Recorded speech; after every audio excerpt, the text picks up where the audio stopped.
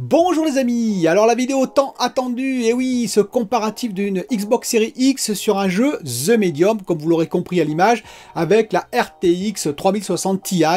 Wolfgang a fait c'est donc un YouTuber, a fait une vidéo très intéressante, et donc j'ai décidé de faire un petit comparatif, on va dire un peu plus en profondeur, à la Digital Foundry, si on peut dire. Sur cette vidéo, vous allez comprendre le protocole de test qui a été fait, et l'analyse que je vais en faire.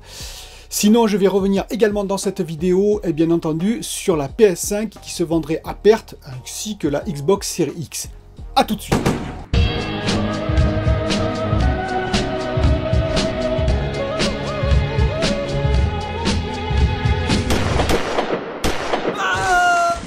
Alors, on va commencer par cette information de la PS5 qui se vendrait à perte. Eh bien oui, bah écoutez, moi, si vous regardez ma vidéo, ma très vieille vidéo, hein, je suis remonté dans les archives, dans le temps, on peut dire, le 26 avril 2020, vous imaginez, hein, ça fait presque un an, pas tout à fait, mais presque, eh bien j'annonçais qu'effectivement, la PS5 et la Xbox Series X seraient vendues à perte. Donc vous voyez, c'est pas une nouveauté, hein. J'avais fait un calcul, bon, assez, on va dire, de base, hein, c'était pas hyper précis, parce qu'on ne connaissait pas je dirais, tous les prix des composants, je ne les connais d'ailleurs toujours pas, mais j'avais essayé d'estimer le prix de fabrication de la PS5 et de la Xbox Series X, et en fonction de ça, j'en avais déduit qu'elles seraient d'ailleurs vendues toutes les deux probablement à 499 €, c'était en avril, je vous rappelle, en 2020, donc j'ai eu assez juste quand même, et qu'elles seraient vendues à perte, toutes les deux. Bon, après, je m'étais un peu trompé sur la Xbox Series S, on en parlait à peine à l'époque. S'il y a une Xbox Series S, elle sera probablement vendue à 399 €. Je m'étais un petit peu planté et je n'avais même pas parlé de la PS5 digitale, puisque, en tout cas, moi, je ne l'imaginais même pas. Mais au moins pour la PS5 et la Xbox Series X, j'avais plutôt juste. Alors oui, ils vendent à perte, hein, Sony et Microsoft. Pourquoi ça impacte plus, bien entendu, Sony que Microsoft? Et c'est ça qui est intéressant. Eh bien, ça impacte plus Sony parce que je vous rappelle que Sony, la part jeu global, hein, PlayStation, c'est entre 25 et 30% on va dire, de tout ce que ramène tout le CA, tout le chiffre d'affaires de Sony. Et oui, quand même 30%, alors que chez Microsoft, même si ça a augmenté de 8% à 12% cette année, ce n'est que 12% encore du chiffre d'affaires de Microsoft. De plus, là-dedans, bien entendu, Microsoft, faut pas oublier qu'ils génèrent énormément d'argent avec leur Game Pass, et oui, puis avec le xCloud, le Game Pass, leur service, bien entendu, côté jeu, hein, plus des jeux vendus, et donc les machines vendues qui sont inférieures à Sony, puisqu'on estime à 3,5 millions de Xbox Series X vendues, plus des S, mais les S, je pense qu'elles ne sont pas vendues à perte. Donc 3,5 millions de Xbox Series X vendues versus pour 4,5 millions pour la PS5. Donc évidemment, moins de machines vendues. Il y a peut-être un peu plus de pertes sur la Xbox Series X, entre guillemets, mais la part, on va dire, dans ces 12% est assez, bon, pas négligeable, mais assez faible, on va dire, et d'autant plus qu'on le sait, Microsoft a les reins plus solides que Sony, question finance. Donc oui, ça impacte plus Sony avec ses 4,5 millions de PS5 vendus à perte, un peu plus on va dire, et ça risque de durer. Et oui, c'est ça le problème, c'est que ça risque de durer peut-être jusqu'à la fin de l'année, voire début 2022, d'autant plus que j'ai fait une vidéo sur la pénurie, vous commencez à la connaître, j'espère que vous l'avez vu, et donc la pénurie va impacter au moins jusqu'en peut-être 2022, voire même plus, entre guillemets, ce serait le risque d'ailleurs pour Sony, et donc Sony, soit ils vendent beaucoup de machines, les 17 millions qu'ils veulent faire par an, et donc c'est à perte, et donc ça va commencer à chiffrer, soit ils vendront moins de machines, parce que de toute façon, ils n'auront pas de PS5 à vendre.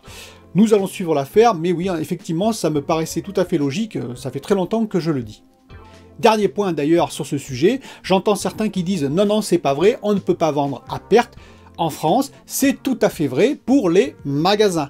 Pas pour les fabricants. Vous êtes fabricant, vous vendez à perte. D'ailleurs, la preuve, hein, regardez les agriculteurs, en l'occurrence, qui finalement produisent, les producteurs, hein, ils produisent souvent malheureusement à perte. En ce moment, c'est le lait qui est impacté, c'est-à-dire que le lait, les producteurs, ils vendent à perte le lait aux distributeurs et aux grandes surfaces qui, eux, n'ont pas le droit de vendre à perte, entre guillemets, mais ils ne vendent pas à perte puisque même ils se font de l'argent dessus alors que les producteurs, eux, en perdent. Donc, effectivement, les fabricants de matériel, de consoles en l'occurrence, peuvent vendre à perte, même beaucoup, hein, ils pourraient vendre quasiment à zéro, et par contre, les distributeurs et surtout, enfin les vendeurs en France, eux ne peuvent pas vendre à perte.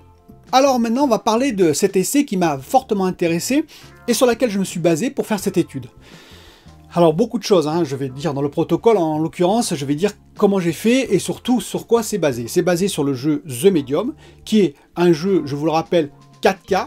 Alors 4K natif pour la RTX 3060 Ti, mais alors avec du ray tracing dans les deux cas, c'est-à-dire sur la Xbox Series X et la RTX 3060 Ti, mais avec du DLSS 2.0 sur la RTX 3060 Ti. C'est important de le dire, vous verrez pourquoi.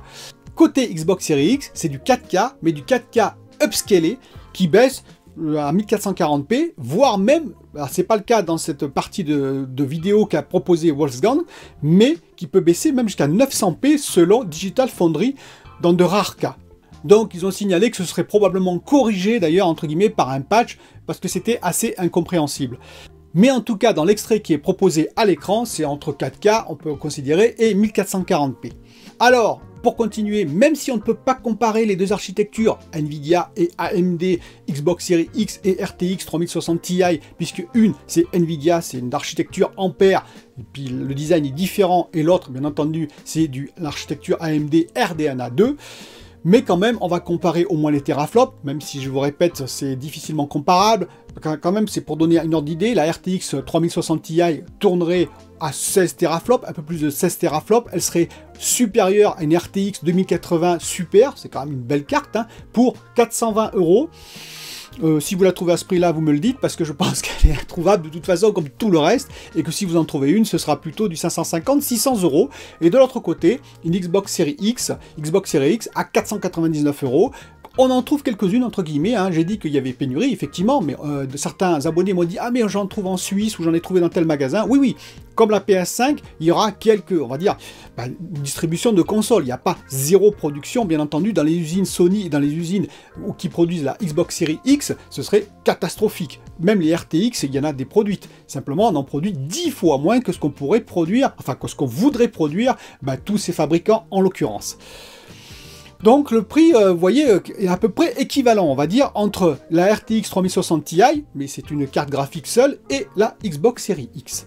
Alors premier constat, le constat c'est que sur l'extrait proposé, je précise, attention, j'en parlerai après, les FPS sont constants à peu près sur la Xbox Series X, entre 29 et 30 FPS. Du côté de la RTX 3060 Ti, on est plutôt entre 27, 28 et 35 FPS. C'est plus variable, on va dire, mais ça tourne autour de 30 FPS. Alors je rappelle quand même à la charge, on va dire, de la 3060 Ti qu'elle est en 4K natif. DLSS 2.0, c'est important, mais 4K natif qui, contrairement à la Xbox Series X, va faire varier l'upscaling de l'image, c'est-à-dire elle va passer de 4K à 1440p, elle va ainsi varier de façon à maintenir justement ces 30 FPS. Alors comment j'ai fait pour procéder à ce comparatif? Eh bien c'est simple, j'ai pris la vidéo de Wolfgang qui est très intéressante parce qu'il l'a chargé sur YouTube en 4K, et oui, en résolution maximale. Alors même s'il y a il y a de la compression par YouTube, il ne faut pas rêver. Ensuite, je l'ai chargé moi-même par un utilitaire, oui, qui m'a permis de récupérer la vidéo telle qu'elle en 4K, et j'ai pu faire des captures d'écran haute résolution sur des parties, sur des images qui m'intéressaient pour vous faire une analyse, et ainsi, même si je répète, il y a un peu de compression quand même, vous faire un retour. D'autant plus que ce qui est intéressant dans cette analyse qu'a fait Wolfgang, je mettrai bien entendu le lien, il faut rendre à César ce qui appartient à César, hein, je mettrai le lien dans le descriptif. Ce qui est intéressant, c'est qu'il a splitté l'écran tout le long. Ce qui permet de voir sur la même image, ici, donc à ma gauche, ce qui est produit par la 3060 Ti, la RTX 3060 Ti, et à ma droite, vous verrez ce qui est produit par la Xbox Series X en même temps sur la même image. Et donc pour finir, bien entendu, j'ai zoomé à chaque fois pour obtenir, on va dire, une meilleure visualisation des différences. Et on va commencer par cette image où on voit une bien meilleure définition sur la roue, en l'occurrence de la moto, côté RTX 3060 Ti, plutôt que la Xbox Series X, et aussi également du ray tracing, et oui, du ray tracing sur en particulier la moto. On voit le ray tracing qui est bien mieux défini, qui est mieux défini côté 3060 Ti plutôt que côté Xbox Series X, qui je rappelle a du ray tracing aussi. Et si on poursuit sur cette deuxième image, on voit que ça se confirme en particulier sur le casque, et oui, sur le casque, où on voit les détails vraiment plus finement sur la 3060 Ti, plutôt que du côté Xbox Series X. et on voit un ray tracing bien meilleur sur la 3060 Ti dans la visière du casque côté 3060 Ti plutôt que Xbox Series X. Ça se poursuit sur le gant, et oui, regardez le gant, et en particulier tout ce qui est pull et définition du gant, on voit que vraiment, le DLSS, je pense que c'est le DLSS qui est hyper efficace, hein, le DLSS 2.0 en l'occurrence, qui est hyper efficace, plus le 4K natif, alors que le côté Xbox Series X, peut-être qu'effectivement on a baissé à 1440p en l'occurrence, et il n'y a pas de DLSS pour compenser ça. Sur cette quatrième image, toujours pareil, hein, le détail sur le carter moteur hein, et sur le blouson, on voit vraiment qu'il y a plus de détails côté toujours Nvidia, hein, alors que Xbox Series X c'est moins défini, c'est un peu plus flou, hein, c'est un peu moins bien défini, et pareil, toujours le ray tracing qui est supérieur, on le voit hein, sur le réservoir par exemple de la moto, ou le casque, toujours pareil, côté Nvidia RTX 3060 Ti. Et là, je sens que vous allez vous dire, ah oui, mais bon, c'est bon, quoi. La Xbox Series X, elle est en dessous de la RTX 3060 Ti. À quoi bon poursuivre? Eh bien, détrompez-vous. En effet, sur la cinquième image, on peut voir qu'effectivement, toute la partie, quand on aura l'image de gauche, c'est-à-dire l'intérieur de la fourrure, est bien mieux définie, toujours pareil, sur la RTX 3060 Ti. Par contre, toute la partie de droite, là, pour le coup, c'est la Xbox Series X qui a une bien meilleure définition, en particulier, eh bien, sur la fourrure également, et effectivement, sur le pull, sur l'ensemble de la partie droite de l'image. Là, la Xbox Series X, étonnamment, reprend le contrôle et a une bien meilleure définition que la RTX 3060 Ti. On pourrait penser à une exception, mais on voit sur cette sixième image que le visage de l'héroïne, ainsi que son pull, sa fourrure, l'ensemble finalement de ses vêtements, sont bien mieux définis, le visage est vraiment flagrant, hein, que sur la RTX 3060 Ti, c'est-à-dire qu'on a une définition supérieure sur la Xbox Series X, plutôt que sur la RTX 3060 Ti. Est-ce que le DLSS, je dirais, n'a pas fonctionné totalement? Ça veut dire n'a pas réussi à appréhender cette image, puisque je vous rappelle, c'est de l'intelligence artificielle basée sur des modèles qui ont été faits dans le laboratoire Nvidia, hein, sur différents types de jeux, à savoir, mais en tout cas ici, la Xbox Series X s'en sort bien mieux. On peut également le voir sur ce sigle, le sigle sur le dos du blouson de cuir de l'héroïne, où on voit que le sigle côté Xbox Series X est bien mieux défini que sur la RTX 3060 Ti. Toujours pareil, peut-être que le DLSS a du mal à appréhender ce sigle pour le mettre, on va dire, à niveau, alors que du côté Xbox Series X, peut-être qu'à ce moment-là, nous étions en 4K natif par exemple, et donc une superbe, on va dire, définition de l'image. Mais sur cette huitième image, on peut remarquer que par contre, là, le DLSS 2.0 prend toute sa force. C'est sur l'écriture, et oui, bien entendu, parce que l'écriture, ça, c'est un algorithme qui est facile à appréhender pour une IA, hein, enfin une IA, une intelligence artificielle, entre guillemets. Regardez mes vidéos sur l'intelligence artificielle, ce que ça veut dire.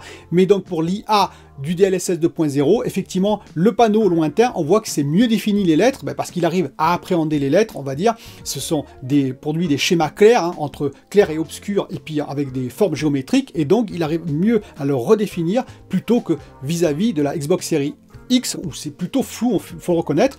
C'est comme cette neuvième image, c'est exactement pareil. Là par contre, ce qui est assez étonnant, c'est que effectivement le blouson est inférieur côté Xbox Series X, donc supérieur en termes de définition côté RTX 3060 Ti. Par contre, vous voyez le panneau en haut, enfin les grosses lettres en haut, eh bien étonnamment, c'est la Xbox Series X qui est mieux définie plutôt que la RTX 3060 Ti, alors que là normalement le DLSS devrait prendre toute sa puissance. Des fois, je dirais qu'il y a des choses un peu incompréhensibles de ce style-là, vis-à-vis du DLSS en particulier. Et la dernière question, vous allez me dire, oui, mais par contre, la RTX 3060 Ti a montré toute sa puissance en termes de ray tracing. Je vous rappelle quand même que c'est le ray tracing version, on va appeler ça 2.0, hein, c'est-à-dire que ça avait commencé avec les RTX 2000, là on est au RTX 3000, donc ils ont amélioré, d'ailleurs ils l'ont dit fortement le ray tracing, ils l'ont montré durant leur conférence Nvidia, et c'est tout à fait vrai, alors que la Xbox Series X, c'est un set, on va dire, de AMD qui vient d'implanter le RTX dans ses cartes graphiques, et également dans les puces qui sont dans les consoles, en particulier la Xbox Series X. Donc évidemment, c'est pas le même niveau de ray tracing. Et pourtant, regardez cette image, clairement, on voit que là, dans la flaque d'eau, le ray tracing côté RTX 3060 Ti, il n'est pas terrible, hein. C'est assez étonnant. Et j'ai regardé toute la séquence, vous pourrez regarder vous-même, c'est-à-dire que c'est pas juste une image prise pour mettre en défaut la RTX 3060 Ti, pas du tout, hein, vous regarderez la séquence. Et côté Xbox Series X, par contre, elle est clairement bien définie, le ray tracing, on le voit clairement dans la flaque d'eau, comme quoi, des fois, effectivement, la Xbox Series X s'en sort mieux, même sur le ray tracing, par rapport à la RTX 3060 Ti. Conclusion de tout ça. Alors, conclusion de tout ça, évidemment, on peut difficilement comparer les deux machines, c'est-à-dire qu'effectivement, la RTX 3060 Ti, n'oublions pas, c'est du 4K natif, hein. C'est assez important de le dire. Côté Xbox Series X, il y a des compromis qui ont dû être faits, en tout cas pour mettre du ray tracing tout le temps à 30 fps sur ce jeu. Ça ne veut pas dire que plus tard, et je le dis en toute honnêteté, la Xbox Series X ne sera pas capable de faire du 4K natif tout le temps avec du ray tracing. Je pense que oui. Parce qu'il faut bien voir que, toujours pareil, The Medium est sorti en début de vie de cette console. Il faudra le temps aux développeurs d'appréhender mieux les kits de développement proposés, et puis le DirectX 12 et j'en passe, proposés dans la Xbox Series X.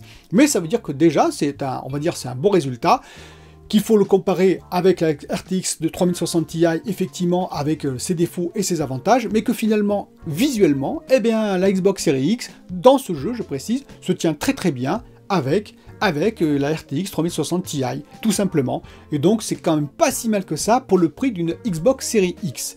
Voilà, dites-moi en commentaire ce que vous en pensez, et je vous dis, moi, à bientôt pour une autre vidéo.